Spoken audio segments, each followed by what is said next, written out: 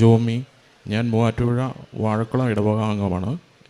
ഞാൻ എൻ്റെ ജീവിതത്തിൽ പരിശുദ്ധ അമ്മ വഴി ഈശോയിൽ നിന്ന് ലഭിച്ച അനുഗ്രഹങ്ങൾക്ക് നന്ദി പറയാനും അതിവിടെ സാക്ഷ്യപ്പെടുത്താനുമാണ് ഞാനിവിടെ വന്നിരിക്കുന്നത്. ഞാൻ ആദ്യമായി ഉടമ്പടി എടുത്തത് 2024 നവംബർ മാസമാണ്. ഞാനിവിടെ വന്ന് ഉടമ്പടി അതിനു മുമ്പും പലതവണ ഞാൻ കൃപാസനം വഴി വന്ന് പോയിട്ടുണ്ടെങ്കിലും ഉടമ്പടി എടുക്കാനൊന്നും നിന്നിട്ടില്ല. ഇവിടെ വരും, അച്ഛൻ്റെ ടോക്കിൽ പറഞ്ഞിട്ടുള്ള പോലെ ഇവിടെ വരും, പ്രാർത്ഥിക്കും, അങ്ങ് പോകും, അല്ലാതെ ഉടമ്പടി ഒന്നും എടുത്തിട്ടില്ല.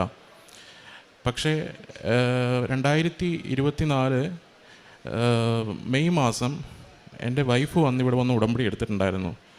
വൈഫ് ഉടമ്പടി എടുത്തതിന് ശേഷം അവൾ വീട്ടിൽ വന്ന് പ്രാർത്ഥനയും കാര്യങ്ങളൊക്കെ ആയിട്ട് പോകുമ്പോൾ ഞാനിങ്ങനെ എൻ്റെ അടുത്ത് കൃപാസന അമ്മയെക്കുറിച്ച് പറയുമ്പോഴും ഓരോ സാക്ഷ്യങ്ങൾ പറയുമ്പോഴും ഞാൻ അത്ര ഗവനിച്ചിരുന്നില്ല.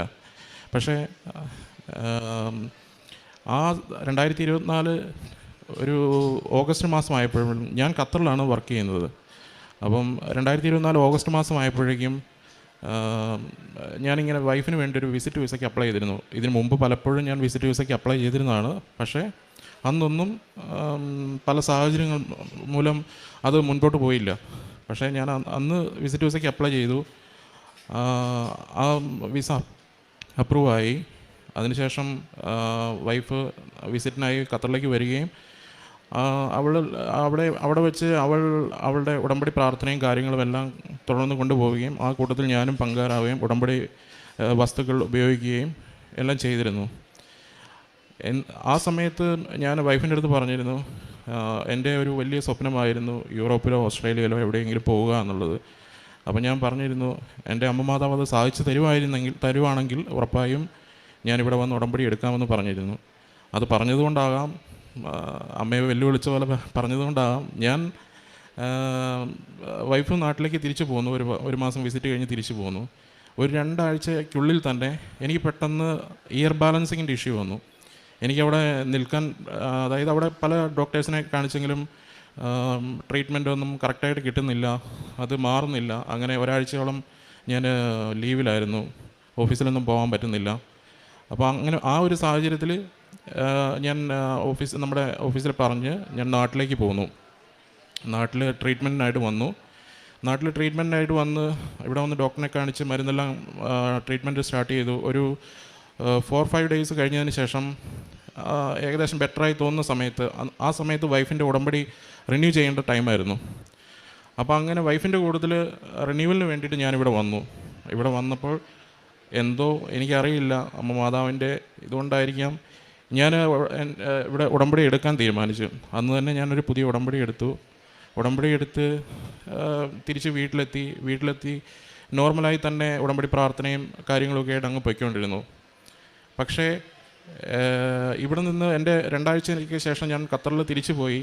അവിടെ ചെന്നതിന് ശേഷം എൻ്റെ ജീവിതത്തിൽ ഞാൻ ഒരുപാട് സ്ട്രഗിൾസ് ഫേസ് ചെയ്യേണ്ടി വന്നു. എന്ന് വെച്ച് കഴിഞ്ഞാൽ ഞാൻ എന്തിനും, അതായത് എനിക്ക് ഇയർ ബാലൻസിങ്ങിൻ്റെ ഇഷ്യൂ വന്നതിനൊപ്പം തന്നെ എനിക്ക് ഭയങ്കരമായിട്ട് ഹെഡേക്ക്, എനിക്ക് ചെറിയ പ്രഷർ പോലും എനിക്ക് താങ്ങാൻ പറ്റുന്നൊരു സ്റ്റേജിലായിരുന്നില്ല. അപ്പം ഈവനിങ് ആകുമ്പോഴത്തേനും എനിക്ക് ഭയങ്കരമായിട്ട് ഹെഡേക്കും ബുദ്ധിമുട്ടും ആകും. എന്നും ജോലിക്ക് പ്രഷറായിരുന്നു. അങ്ങനെ എനിക്ക് എന്നും ഞാൻ വീട്ടിൽ വിളിച്ച് പരാതി പറയുന്ന ഒരു സ്ഥിരം പതിവായിരുന്നു. അങ്ങനെ ഇരിക്കുമ്പോൾ ഞാൻ ആ പറയുമ്പോൾ കൂട്ടത്തിൽ തന്നെ ഞാൻ പറയാറുണ്ടായിരുന്നു, ഞാൻ ഉടമ്പടി എടുത്തുകൊണ്ടാണ് എനിക്കിങ്ങനെ വന്നത്, അതിനു മുമ്പ് എനിക്ക് ഇത്രയും പ്രശ്നമില്ലായിരുന്നു എന്ന് ഞാൻ പലപ്പോഴും അമ്മ മാതാവിനെയും ഈശോയൊക്കെ ഒരുപാട് പറഞ്ഞിട്ടുണ്ട്. പക്ഷേ എന്നോ ഒരു ദിവസം എനിക്ക് വേറെ മാർഗ്ഗമില്ല, എനിക്ക് മുന്നോട്ട് പോകാൻ വേറെ മാർഗ്ഗമില്ല എന്ന് തോന്നിയ അന്ന് അമ്മ മാതാവിൻ്റെ മുമ്പിൽ ഞാൻ മുട്ടുകുത്തിയ അന്ന് മുതൽ എൻ്റെ ജീവിതത്തിലെ മാറ്റങ്ങൾ ആരംഭിച്ചു. എൻ്റെ ജീവിതത്തിൽ എന്നു മുതൽ അമ്മ മാതാവ് ഇടപെടാൻ തുടങ്ങിയോ അന്ന് മുതൽ ഓരോ കാര്യത്തിലും ചെറിയ കാര്യങ്ങളിൽ പോലും എന്ന് വെച്ച് കഴിഞ്ഞാൽ ഞാൻ പ്രാർത്ഥിക്കാൻ ഒരു കൊന്ത പോലും ചെല്ലില്ലാത്ത ആളായിരുന്നു ഡെയിലി. അങ്ങനെ ഞാൻ ആ സ്ഥാനത്ത് ഡെയിലി കൊന്ത ചെല്ലുവാൻ തുടങ്ങി, ഇടവേളകളിലെല്ലാം പ്രാർത്ഥിക്കുവാൻ തുടങ്ങി, ബൈബിൾ വായിക്കുവാൻ തുടങ്ങി. അങ്ങനെ ഉടമ്പടിയുടേതായ ചിട്ടവട്ടങ്ങളെല്ലാം അതുപോലെ കൊണ്ടുപോകാൻ തുടങ്ങി. അങ്ങനെ ആയപ്പോൾ തന്നെ ഞാൻ എൻ്റെ ഉടമ്പടി നിയോഗത്തിൽ എഴുതിയിരുന്ന ഒരു കാര്യമായിരുന്നു, എനിക്കൊരു ഷോപ്പുണ്ടായിരുന്നു ഖത്തറിൽ. അത് സെയിൽ ചെയ്യാൻ വേണ്ടിയിട്ട് ഞാനൊരു 4 മാസമായിട്ട് അഡ്വർടൈസ്മെൻ്റ് ഇട്ടു. ആ ഖത്തറിലുള്ള സകല ആൾക്കാരും വന്ന് ഷോപ്പ് കണ്ടിട്ടുണ്ട്. പക്ഷേ എനിക്കത് സെയിൽ ചെയ്യാൻ പറ്റുന്നില്ല. കാരണം അവർ കാണുന്നവരൊക്കെ ഒന്നും പറയുന്നില്ല, അങ്ങ് പോകുന്നു. ചിലർ പറയുന്ന വില നമ്മൾ ഊഹിച്ചതിനേക്കാൾ ഒത്തിരി താഴെയായി പോകുന്നു. അങ്ങനെ എനിക്ക് അത് സെയിൽ ചെയ്യാൻ പറ്റാത്തൊരു സ്റ്റേജിലായിരുന്നു. അങ്ങനെ ഇരിക്കെ ഞാൻ ഇവിടുന്ന് കൊണ്ടുപോയ ഉടമ്പടി ഉപ്പ്, അത് ഞാൻ കൊണ്ടുപോയിട്ട് ഷോപ്പിൽ അവിടെ എല്ലാ വെള്ളിയാഴ്ചകളിലുമാണ് കുർബാനയ്ക്ക് ശേഷം ഞാൻ നേരെ ഷോപ്പിൽ വരും. ഞാൻ ആ ഉപ്പ് വിശ്വാസ പ്രമാണം ചൊല്ലി ഞാൻ ഷോപ്പിൻ്റെ 4 മൂലകളിലും ഇടും. അതിനുശേഷം അങ്ങനെ ഒരാഴ്ച പോയി. രണ്ടാമത്തെ വെള്ളിയാഴ്ച വന്നു. മൂന്നാമത് ഡിസംബർ 25 ക്രിസ്മസിൻ്റെ അന്ന് പള്ളിയിൽ പോയിട്ട് ഞാൻ തിരിച്ചു വരുമ്പോൾ ഞാൻ വന്ന് ഷോപ്പിൽ വന്ന് ഇതുപോലെ മൂന്നാമത്തെ പ്രാവശ്യം ഉപ്പിട്ട് പ്രാർത്ഥിച്ച് വിശ്വാസ പ്രമാണം ചൊല്ലി ഞാൻ പോയി. അതിനുശേഷം 29-ാം തീയതി, ഡിസംബർ 29-ാം തീയതി എനിക്ക് വൈകിട്ടൊരു മെസ്സേജ് വരുക ഫേസ്ബുക്കിൽ. ഞാൻ പരസ്യം ഇട്ടിരുന്നത് കണ്ടിട്ട് ഒരാൾ എനിക്ക് മെസ്സേജ് അയച്ചു. അതായത് എനിക്ക് നിങ്ങൾ ഷോപ്പ് വിറ്റ് പോയോ എന്ന് ചോദിച്ചു. ഞാൻ പറഞ്ഞില്ല. അപ്പോൾ എനിക്ക് ആ ഷോപ്പ് വാങ്ങുവാൻ താല്പര്യമുണ്ട്, എനിക്ക് ഇന്ന് വാങ്ങാൻ പറ്റുമോ എന്ന് ചോദിച്ചു. ശരിക്കും ഖത്തറിലെ ഒരു ഇത് വെച്ചിട്ട് ഷോപ്പ് വാങ്ങുക എന്ന് പറഞ്ഞു കഴിഞ്ഞാൽ അത് കുറച്ച് പ്രൊസീജിയറുണ്ട്. പക്ഷേ ആൾ പെട്ടെന്ന് എൻ്റെ അടുത്ത് ഇങ്ങോട്ട് ചോദിക്കുക എനിക്ക് ഇന്ന് വാങ്ങാൻ പറ്റുമെന്ന്. ഇന്നും എൻ്റെ ഫേസ്ബുക്ക് മെസ്സഞ്ചറിൽ ആ ടോക്ക് ഇന്നും കിടപ്പുണ്ട്. അപ്പോൾ ഞാൻ പറഞ്ഞു നിങ്ങൾ വന്ന് നോക്കിയതിന് ശേഷം നമുക്ക് സംസാരിക്കാമെന്ന് പറഞ്ഞു. ആൾ അന്ന് വൈകിട്ട് എൻ്റെ വീട്ടിൽ ഞാൻ താമസിക്കുന്നിടത്ത് വരികയും എൻ്റെ അടുത്ത് വന്ന് സംസാരിച്ചു, ഷോപ്പ് വന്ന് കണ്ടു. പിറ്റേ ദിവസം രാവിലെ 10 മണിയായപ്പോൾ എൻ്റെ അക്കൗണ്ടിൽ ഞാൻ ചോദിച്ച പൈസ ക്രെഡിറ്റായി. അപ്പോൾ തന്നെ 30-ാം തീയതി ആണിത് നടക്കുന്നത്. 31-ാം തീയതി മുതൽ ഞാൻ ഷോപ്പ് പുള്ളിക്ക് ഹാൻഡ് ഓവർ ചെയ്യുകയും ചെയ്തു. അത് എൻ്റെ നിയോഗത്തിൽ വെച്ചിരുന്ന ഒന്നാമത്തെ ഒരു കാര്യമായിരുന്നു. പിന്നീട് ബാക്കിയുള്ള ആത്മീയമായിട്ടാണെങ്കിലും എനിക്ക് ഒരുപാട് അനുഗ്രഹങ്ങൾ, പ്രത്യേകിച്ച് ഈശോയും മാതാവും ഒക്കെ ഒരുപാട് പ്രത്യക്ഷപ്പെട്ടിട്ടുണ്ട്. സ്വപ്നത്തിൽ ദർശനങ്ങളുണ്ടായിട്ടുണ്ട്, ദർശനങ്ങളിലൂടെ സംസാരിച്ചിട്ടുണ്ട്. ഞാൻ എൻ്റെ മുറിയിൽ എന്നും കൊന്തയെല്ലാം കയറുമ്പം എനിക്കൊരു ഫീൽ, ഞാൻ തനിച്ചായിരുന്നു താമസിച്ചിരുന്നത്, എനിക്കൊരു ഫീൽ ചെയ്യുന്നുണ്ടായിരുന്നു. എൻ്റെ അടുത്ത് ആരോ നിൽക്കുന്നതായിട്ട് ഫീൽ ചെയ്യുന്നു. ബൈബിൾ വായിക്കുമ്പോൾ ഞാൻ എന്ത് ആവശ്യം ചോദിച്ച് ബൈബിൾ വായിക്കുന്നോ അതിന് ഈശോ മറുപടി തരുന്നതായിട്ട് എനിക്ക് ബൈബിളിലൂടെ എനിക്ക് പലപ്പോഴും തോന്നിയിട്ടുണ്ട്. പല വ്യക്തികളെയും ഈശോ എന്നെ സ്വപ്നത്തിൽ കാണിച്ചു തരുന്നുണ്ട്. അന്ന് വരെ ഞാൻ സ്വപ്നത്തിൽ കാണാത്ത ആൾക്കാരെ പലരെയും കാണിച്ചു തന്നിട്ട് ഈശോ സ്വപ്നത്തിലൂടെ എൻ്റെ അടുത്ത് എസെക്കിയേൽ പ്രവാചകൻ്റെ പുസ്തകത്തിൽ 32, 33, 34 വചനങ്ങൾ തന്ന് എൻ്റെ അടുത്ത് അവരുടെ അടുത്തെല്ലാം സംസാരിക്കാൻ പറഞ്ഞിട്ടുണ്ട്. അതുപോലെ ഞാൻ അവരെ വിളിച്ച് സംസാരിക്കുകയും എല്ലാം ചെയ്തിട്ടുണ്ട്. ഇതിനേക്കാളൊക്കെ ഉപരി എന്നെ അത്ഭുതപ്പെടുത്തിയ ഒരു കാര്യമാണ്, എൻ്റെ റൂമിൽ വീക്കെൻഡിൽ, അത് എൻ്റെ നാട്ടിൽ തന്നെ തൊടുപുഴയുള്ള ഒരു ഫ്രണ്ടാണ്. അവന് വീക്കെൻഡ് ആകുമ്പോൾ എല്ലാ വീക്കെൻഡിൽ റൂമിൽ വരും. അപ്പോൾ ഞങ്ങൾ ഒന്നിച്ച് ഫുഡ് ഉണ്ടാക്കും. അന്ന് ഞങ്ങൾ മദ്യപിക്കുകയൊക്കെ ചെയ്യുമായിരുന്നു. അപ്പോൾ ആ മദ്യപാനം, ഞാൻ ഉടമ്പടി എടുത്തോടുകൂടി മദ്യപാനം നിർത്തി. അത് കംപ്ലീറ്റ് നിന്നുപോയി. എൻ്റെ സുഹൃത്ത് അതിനുശേഷം എൻ്റെ റൂമിൽ വരും. പുള്ളി തന്നെ വന്ന് മദ്യം കഴിക്കാറുണ്ടായിരുന്നു. പക്ഷേ എന്തെന്നറിയില്ല, പക്ഷെ ഞാൻ ഇരിക്കുന്ന സമയം, വെള്ളിയാഴ്ച ദിവസം ഇരിക്കുന്ന സമയത്തെല്ലാം ഞാൻ TV സാക്ഷ്യങ്ങൾ വെക്കാറുണ്ടായിരുന്നു. ആളിത് കാണാറുണ്ടായിരുന്നു. എപ്പോഴോ പുള്ളി ഓട്ടോമാറ്റിക്കായിട്ട് മാറുന്നതായിട്ട് ഞാൻ കണ്ടു. പുള്ളി സാക്ഷ്യങ്ങൾ കാണാൻ തുടങ്ങി, എൻ്റെ അടുത്ത് സാക്ഷ്യങ്ങൾ അയച്ചു കൊടുക്കാൻ പറയാൻ തുടങ്ങി, എൻ്റെ അടുത്ത് പ്രത്യക്ഷീകരണ പ്രാർത്ഥന അയച്ചു കൊടുക്കാൻ പറഞ്ഞു തുടങ്ങി. ഇതെല്ലാം ഞാൻ ഷെയർ ചെയ്യാൻ തുടങ്ങി. അങ്ങനെ ഒരു ദിവസം ഞാൻ നോക്കിയപ്പോൾ പുള്ളി എൻ്റെ അടുത്ത് പറഞ്ഞു ഞാൻ മദ്യപാനം നിർത്തി. അതിനുശേഷം ഇന്ന് വരെ ആൾ കഴിച്ചിട്ടില്ല. ആ മദ്യപാനം നിർത്തി. ആൾ എൻ്റെ കൂട്ടത്തിൽ, ഒരു ദിവസം ഞാൻ പുള്ളീനെ എൻ്റെ കൂട്ടത്തിൽ പള്ളിയിൽ വിളിച്ചു. അപ്പം ആൾ വെള്ളിയാഴ്ച ദിവസം എൻ്റെ കൂട്ടത്തിൽ വന്നു. അപ്പോൾ എൻ്റെ അടുത്ത് പറഞ്ഞു, പുള്ളിക്ക് അറിയത്തില്ലാത്തത് കൊണ്ട് തന്നെ, പുള്ളി ഒരു അക്രൈസ്തവനായ ആളായിരുന്നു. അപ്പം കുർബാന അറിയത്തില്ലാത്തത് കൊണ്ട് തന്നെ പ്രസംഗത്തിന് സമയമായപ്പോൾ പുള്ളി എൻ്റെ അടുത്ത് പറഞ്ഞു ഞാൻ പൊയ്ക്കോട്ടെ എന്ന് ചോദിച്ചു. പുള്ളി പോയി. അന്ന് ഞാൻ വിശുദ്ധ കുർബാന സ്വീകരിക്കുമ്പോൾ, ഞാൻ വിശുദ്ധ കുർബാന സ്വീകരിച്ച് വന്ന് മുട്ടുകുത്തി കഴിഞ്ഞപ്പോൾ എന്തോ ജീവനുള്ള വസ്തു എൻ്റെ നാക്കിലിരുന്ന് അനങ്ങുന്നതായിട്ട് എനിക്ക് നല്ലപോലെ ഫീൽ ചെയ്തു. അപ്പം ഞാനത് പ്രാർത്ഥിച്ച് എന്നെ അങ്ങ് വല്ലാതെ വേർക്കാൻ തുടങ്ങി. ഇത് വല്ലാതെ അങ്ങ്, അതായത് ചെറിയ ജീവനുള്ള എന്തോ ഒരു വസ്തു നാക്കിനിരുന്ന് നല്ലപോലെ മിടിക്കുന്നതായിട്ട് എനിക്ക് ഫീൽ ചെയ്തു. അത് ഞാൻ അങ്ങനെ പേടിച്ച് വല്ലാതെ വേർത്തു. പെട്ടെന്ന് തന്നെ ഞാനത് വിഴുങ്ങി. അതിനുശേഷം ഞാൻ അവിടുന്ന് പുറത്തിറങ്ങി ഒരു 1.5 മണിക്കൂർ നേരത്തോളം എൻ്റെ നാക്ക് വട്ടത്തിൽ പൊള്ളിയ പോലൊരു ഫീലായിരുന്നു. പിന്നീട് അതിനുശേഷം ഞാനും എൻ്റെ സുഹൃത്തുക്കളും കൂടി വീണ്ടും അതിനുശേഷം പിന്നീടുള്ള ആഴ്ചകളിലെല്ലാം ആൾ എൻ്റെ അടുത്ത് ഇങ്ങോട്ട് പറയാൻ തുടങ്ങി, ഞാനും വരുന്നു വിശുദ്ധ കുർബാനയ്ക്ക്. പിന്നീടുള്ള എല്ലാ വിശുദ്ധ കുർബാനയും അവൻ എൻ്റെ കൂട്ടത്തിൽ മുഴുവൻ കുർബാനയിലും പങ്കെടുക്കാറുണ്ടായിരുന്നു. അങ്ങനെ ഒരു ദിവസം ഞങ്ങൾ രണ്ടുപേരും പള്ളിയിൽ നിൽക്കുന്ന സമയത്ത് വിശുദ്ധ കുർബാനയ്ക്ക് തൊട്ട് മുന്നായി, കുർബാന സ്വീകരണത്തിന് തൊട്ട് മുന്നായി ഞങ്ങൾ പെട്ടെന്ന് തന്നെ ഒരു അത് പറഞ്ഞറിയിക്കാൻ പറ്റത്തില്ല, ഒരു മുല്ലപ്പൂവിൻ്റെ മണമാണോ അതോ എന്ത് സ്മെല്ലാണെന്ന് എനിക്കറിയില്ല, ഭയങ്കരമായിട്ടൊരു സുഗന്ധം, മൂക്കിൽ നല്ല കട്ടയ്ക്ക് അടിച്ച പോലൊരു ഫീൽ ഉണ്ടായി. അപ്പോൾ പെട്ടെന്ന് തന്നെ ഞാൻ എൻ്റെ സുഹൃത്തിനടുത്ത് ചോദിച്ചു, ഇനിയിപ്പോൾ എനിക്ക് തോന്നിയാണെന്ന് അറിയാൻ വേണ്ടി ഞാൻ സുഹൃത്തിനോട് ചോദിച്ചപ്പോൾ സുഹൃത്ത് പറഞ്ഞു അവനും അതേ ഫീൽ ഉണ്ടായി. എന്നാൽ ഞങ്ങളുടെ ചുറ്റുവട്ടത്തുള്ള നിൽക്കുന്ന ഒരാൾക്കാരും അത് ശ്രദ്ധിക്കുന്നില്ല, മൈൻഡ് ചെയ്യുന്നില്ല, ഒന്നുമില്ല. അപ്പോൾ അങ്ങനെ നിന്നിക്കുന്ന സമയത്ത് ഞങ്ങളത് ഞാൻ വിചാരിച്ചു നോർമലായിരിക്കും. പക്ഷേ ഞാൻ എത്രയോ നാളായി ആ പള്ളിയിൽ പോകുന്ന, ഇന്ന് വരെ അങ്ങനൊരു സുഗന്ധം അവിടുന്ന് എനിക്ക് അനുഭവപ്പെട്ടിട്ടില്ല.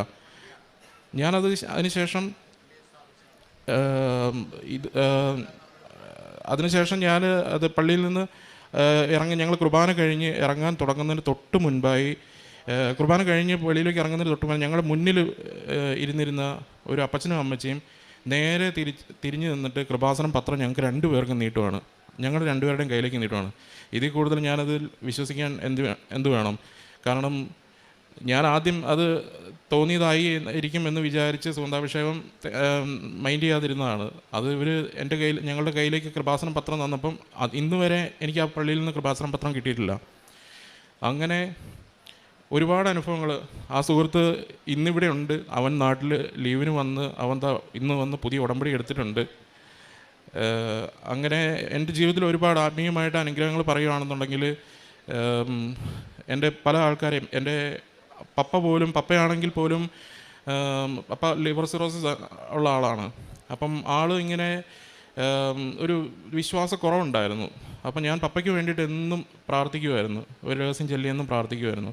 പ്രാർത്ഥിക്കുന്ന സമയത്ത് ഒരു ദിവസം പപ്പ വൈകിട്ട് ഇങ്ങനെ ബ്ലഡ് വൊമിറ്റ് ചെയ്തെന്ന് വൈഫ് പറഞ്ഞു. അപ്പം ഞാൻ വൈഫിനടുത്ത് പറഞ്ഞു ഹോസ്പിറ്റലിൽ പോകാൻ പറഞ്ഞു. പക്ഷേ പോയില്ല. പപ്പ പറഞ്ഞു അത് കുഴപ്പമില്ല, അത് ഫുഡ് കഴിച്ചതിൻ്റെ ആയിരിക്കും എന്ന് പറഞ്ഞ് പോയില്ല. അന്ന് രാത്രി അതിൻ്റെ തലേ ദിവസം ഉച്ചയ്ക്ക് ഞാനിങ്ങനെ ഇരിക്കുമ്പോൾ, ലഞ്ച് കഴിഞ്ഞിട്ടിരിക്കുന്ന സമയത്ത് പെട്ടെന്ന് ഞാനൊന്ന് മയങ്ങിപ്പോകുന്ന സമയത്ത് ഞാൻ എൻ്റെ പപ്പേനെ സ്വപ്നം കണ്ടു. കണ്ടെന്നിട്ട് പപ്പ വന്നിരുന്ന എൻ്റെ മുന്നിൽ വന്നിരുന്ന കരയുന്നതായിട്ടൊക്കെ സ്വപ്നം കണ്ടു. പെട്ടെന്ന് തന്നെ ഞാൻ ഉണർന്നിട്ട് എൻ്റെ മനസ്സിൽ പപ്പേനെ വിളിച്ച്, ഈശോ പറയുന്ന പോലെ തോന്നി, പപ്പേനെ വിളിച്ചിട്ട് ഒന്നുകൊണ്ട് വിഷമിക്കണ്ട, പ്രാർത്ഥിക്കുക എന്ന് ആരോ പറയുന്ന പോലെ എനിക്കൊരു ഫീൽ ഉണ്ടായി. ഞാൻ വിളിച്ച് പറഞ്ഞു. പപ്പ അതുപോലെ തന്നെ പപ്പയ്ക്കും എന്തൊക്കെയോ ഒരു മനസ്സിലൊരു ഫീൽ ഉണ്ടെന്ന് എനിക്കും തോന്നി. പിറ്റേ ദിവസം രാത്രിയിൽ ആണ് ഈ ബ്ലഡ് വൊമിറ്റ് ചെയ്യുന്നത്. ആദ്യം വൊമിറ്റ് ചെയ്തു, അത് കഴിഞ്ഞ ശേഷം ഞാൻ ഹോസ്പിറ്റലിൽ പോകാൻ പറഞ്ഞപ്പോൾ പോയില്ല. അങ്ങനെ രണ്ടാമത് ഞാനൊരു ഖത്തറിലെ സമയം ഒരു 11 മണിയായി കാണും.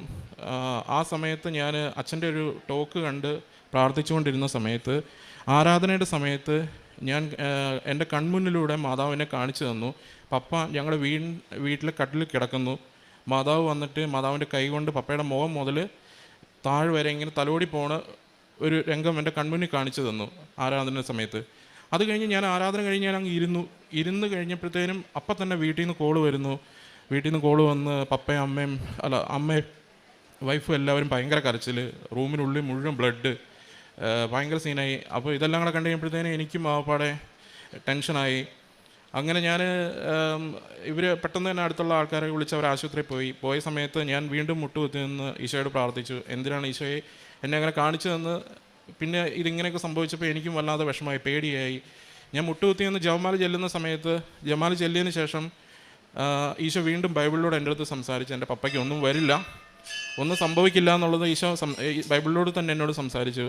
അതിനുശേഷം ഞാൻ വീട്ടിൽ വിളിച്ച് പറഞ്ഞതുപോലെ തന്നെ ഒരാഴ്ച പപ്പ ഹോസ്പിറ്റലിൽ കിടന്നു. ഒരാഴ്ചയ്ക്ക് ശേഷം ഹോസ്പിറ്റലിൽ നിന്ന് റിക്കവറായ അന്ന് മുതൽ വൈഫ് എപ്പോഴും എൻ്റെ അടുത്ത് പറയാറുണ്ട്, പപ്പ തന്നെ ഇങ്ങോട്ട് പിള്ളേരുടെ അടുത്ത് പറയുന്നു പ്രാർത്ഥിക്കാൻ സമയമായി, പ്രാർത്ഥിക്കണം എല്ലാം. പപ്പയ്ക്ക് അങ്ങനെ ഒരു പ്രാർത്ഥനയോട് ദൈവത്തോട് കുറച്ചുകൂടെ കൂടുതലായിട്ട് അടുക്കുന്നതായി തോന്നി. പള്ളിയിൽ പോകുന്നത് ഡെയിലി പള്ളിയിൽ പോകാൻ തുടങ്ങി.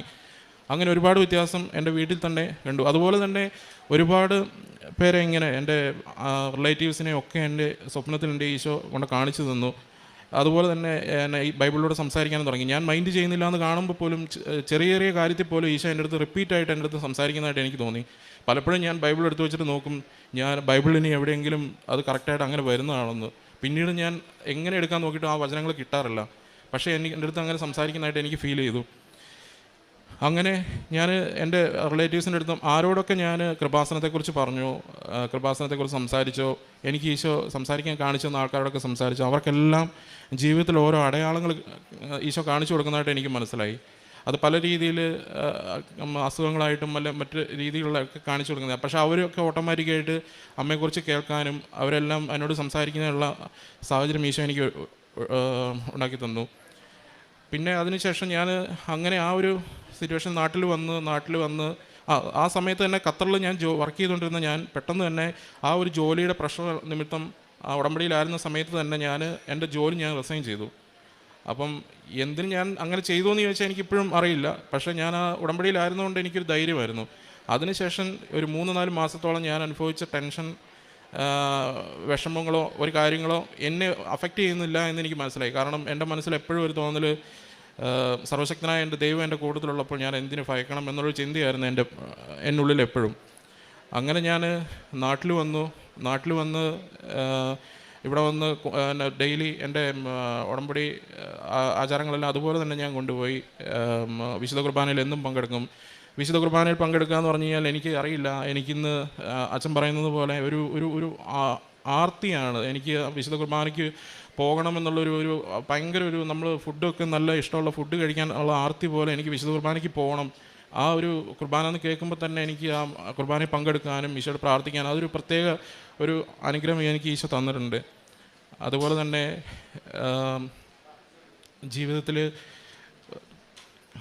എൻ്റെ ജീവിതത്തിലെ കാരുണ്യപ്രവൃത്തികളെന്ന് പറയാൻ ഞാൻ നേരത്തെ തന്നെ വർഷങ്ങളായിട്ട് തന്നെ ഞാൻ നമ്മുടെ വീടിൻ്റെ അടുത്ത് തന്നെ ഒരു അമ്മമാരുടെ സ്ഥാപനമുണ്ട്. അവിടെ സ്ഥിരമായി ഞാൻ എല്ലാ മാസവും ഒരു വിഹിതം ഞാൻ അവർക്ക് വേണ്ടി സാധനങ്ങൾ മേടിച്ച് വീട്ടിലെത്തിച്ചു കൊണ്ട് കൊടുക്കും.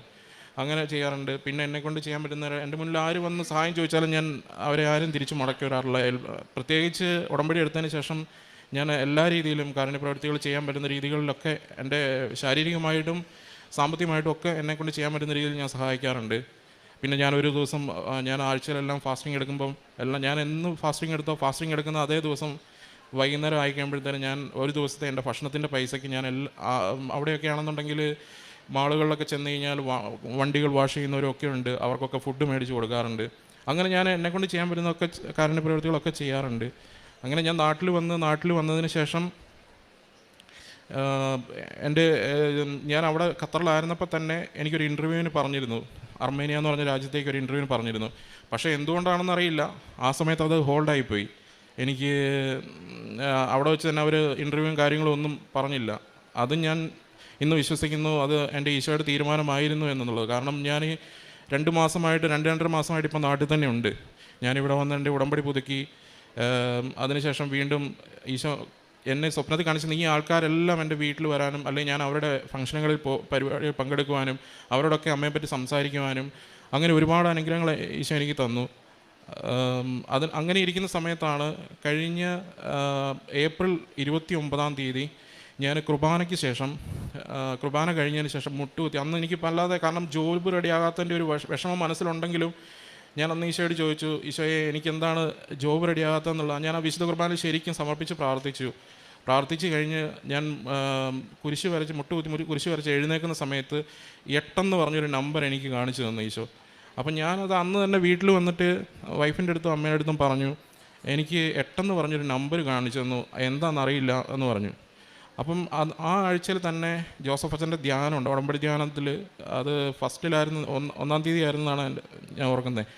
ആ ധ്യാനത്തിൽ അച്ഛൻ പറയുന്നുണ്ടായിരുന്നു, ജോലിക്ക് വേണ്ടിയിട്ട് ശ്രമിക്കുന്ന മക്കൾക്ക് ഒരാഴ്ചയ്ക്കുള്ളിൽ 7 ദിവസത്തിനുള്ളിൽ ഈശോ ജോലി കൊടുക്കുന്നതായിട്ട് കാണിക്കുന്നു എന്ന് പറഞ്ഞു. എന്തായാലും ഞാനത് ഉറച്ച് വിശ്വസിച്ചു. 7-ാം തീയതി ആയപ്പോൾ എനിക്ക് അന്ന് അർമേനിയയ്ക്ക് പോകാമെന്ന് പറഞ്ഞിരുന്ന അവർ എന്നെ വീണ്ടും കോൺടാക്റ്റ് ചെയ്യുകയും 8-ാം തീയതിയിലേക്ക് എന്നെ ഇൻ്റർവ്യൂ സ്കെഡ്യൂൾ ചെയ്യുകയും ചെയ്തു. 8-ാം തീയതി ആ ഇൻ്റർവ്യൂ നടക്കുകയും 5 പേർ ഇൻ്റർവ്യൂവിൽ ചെയ്തതിൽ അതിൽ ഫസ്റ്റ് പാസ്സാകുകയും ഓഫർ ലെറ്റർ കിട്ടുകയും അങ്ങോട്ട് പോകാൻ വേണ്ടിയിട്ടുള്ള എല്ലാ കാര്യങ്ങളും റെഡിയാവുകയും ചെയ്തു. ഞാൻ ഈ വരുന്ന ആഴ്ച ഈ വരുന്ന 23-ാം തീയതി അർമേനിയയ്ക്ക് പോവുകയാണ്. അതും ചെയ്തുകൊണ്ടിരുന്നതിനേക്കാൾ നല്ല രീതിയിൽ നല്ല സാലറിയും നല്ല കാര്യങ്ങളും ആയിട്ട് എനിക്ക് ഈശോ നല്ലൊരു ജോലിയാണ് തന്നത്. അതും എൻ്റെ നിയോഗത്തിൽ വെച്ചിരുന്നൊരു കാര്യമായിരുന്നു. പിന്നെ പ്രേക്ഷിത വേലയെന്ന് പറഞ്ഞു കഴിഞ്ഞാൽ ആദ്യമൊക്കെ ഇവിടെ വന്ന് പത്രം മേടിച്ചുകൊണ്ട് പോകുമെങ്കിലും പത്രം കൊടുക്കാനൊക്കെ ഒരു ചമ്മലായിരുന്നു. കാരണം ഒരാളുടെ അടുത്ത് ചെന്നിട്ട് പത്രം, കാരണം മിക്കവാറും പേരും പത്രം മേടിക്കില്ല. അങ്ങനെയൊക്കെ വരുമ്പോഴത്തേനും ഒരു വല്ലാത്തൊരു ബുദ്ധിമുട്ടായിരുന്നു, മാനസിക വിഷമമായിരുന്നു. പക്ഷേ ഞാൻ ഉടമ്പടി റിന്യൂ ചെയ്യുന്ന സമയത്ത് അമ്മ എൻ്റെ കൂടുതൽ വന്നു തുടങ്ങിയോ അന്ന് മുതൽ ഞാൻ ഉടമ്പടി റിന്യൂ ചെയ്തതിന് ശേഷം ഞാൻ പത്രം ഇതുപോലെ 3 കെട്ട് പത്രം മേടിച്ചുകൊണ്ട് പോയി. ഞാനത് കൊടുക്കാൻ വേണ്ടിയിട്ട് പല സ്ഥലങ്ങളിലും ചെന്നു. 2-3 പേരൊക്കെ എൻ്റെ അടുത്ത് വേണ്ടാന്ന് പറഞ്ഞു. കാരണം ഇത് കൊടുക്കുന്നതിന് മുമ്പ് എനിക്കൊരു ആഗ്രഹമായിരുന്നു, ഞാൻ കൊടുക്കുന്ന പത്രങ്ങൾ അത് അർഹിക്കുന്ന ആൾക്കാരുടെ കയ്യിൽ തന്നെ ചെല്ലണമെന്നും എനിക്ക് വലിയ ആഗ്രഹമായിരുന്നു. അപ്പോൾ അങ്ങനെ ഞാൻ പ്രാർത്ഥിച്ചിട്ട് പത്രം കൊടുക്കാൻ തുടങ്ങി. 2-3 ഷോപ്പിലൊക്കെ പോയി കണ്ട ആളുകൾക്കൊക്കെ പത്രം കൊടുക്കാൻ നോക്കിയപ്പം അവരാരും വേണ്ടാന്ന് പറഞ്ഞു. അങ്ങനെ നിൽക്കുമ്പം ഒരു ദിവസം ഞാൻ വീണ്ടും ഇങ്ങനെ നിൽക്കുന്ന സമയത്ത്, ഞാൻ പ്രാർത്ഥിച്ചുകൊണ്ട് നിൽക്കുന്ന സമയത്ത് ഈശോ ഒരാളെ എനിക്ക് കാണിച്ചു തരുവാണ്. പൂന്തോട്ടത്തിൽ ഒരാൾ ഒരു ലേഡി നിന്ന് ഗാർഡനിങ് നടത്തിക്കൊണ്ടിരിക്കുന്നത്. അപ്പോൾ ഞാൻ പുള്ളിക്കാരിയുടെ അടുത്ത് കൊണ്ട് പത്രം കൊടുത്തു കഴിഞ്ഞാൽ പുള്ളിക്കാരി മേടിച്ചു. തൊട്ടടുത്ത് തന്നെ അടുത്ത കടകളിലൊക്കെ പോയി. പിന്നെ ഞാൻ കാണാൻ തുടങ്ങിയത് അച്ഛൻ ധ്യാനത്തിൽ പറയുന്നത് പോലെ എന്നെ കേൾക്കാൻ വേണ്ടി ഞാൻ പത്രം കൊടുക്കുമ്പോൾ എൻ്റെ അനുഭവങ്ങൾ പറഞ്ഞാണ് കൊടുക്കാറ്. പിന്നെ ഞാൻ കാണാൻ തുടങ്ങിയത് ഈ ഷോപ്പിലുള്ള ആൾക്കാരെല്ലാം ഒത്തുകൂടുന്നതാണ്. അച്ഛൻ ധ്യാനത്തിൽ പറഞ്ഞ് ഞാൻ കേട്ടിട്ടുണ്ട്, നമ്മളെ പറയാൻ തുടങ്ങുമ്പം, നമ്മുടെ അനുഭവങ്ങൾ പറയാൻ തുടങ്ങുമ്പം ആൾക്കാർ നമ്മുടെ അടുത്തേക്ക് വന്ന് ഓരോ കാര്യങ്ങൾ ചോദിക്കാൻ തുടങ്ങുന്നു, എല്ലാവരും നമ്മളെ കേൾക്കാൻ തുടങ്ങുന്നു. അതെനിക്ക് വല്ലാത്തൊരു അനുഭവമായിരുന്നു. അതിനുശേഷം ഇന്ന് വരെ ഈശോയെക്കുറിച്ച് പറയുന്നതിനോ എൻ്റെ അനുഭവങ്ങളെക്കുറിച്ച് പറയുന്നതിനോ കൃപാസനത്തെക്കുറിച്ച് പറയുന്നതിനോ ഒരു മടിയും ഉണ്ടായിട്ടില്ല. യെശയ്യാ പ്രവാചകന്റെ പുസ്തകം 60-ാം അധ്യായം 10-ാം തിരുവചനം പറയുന്നു,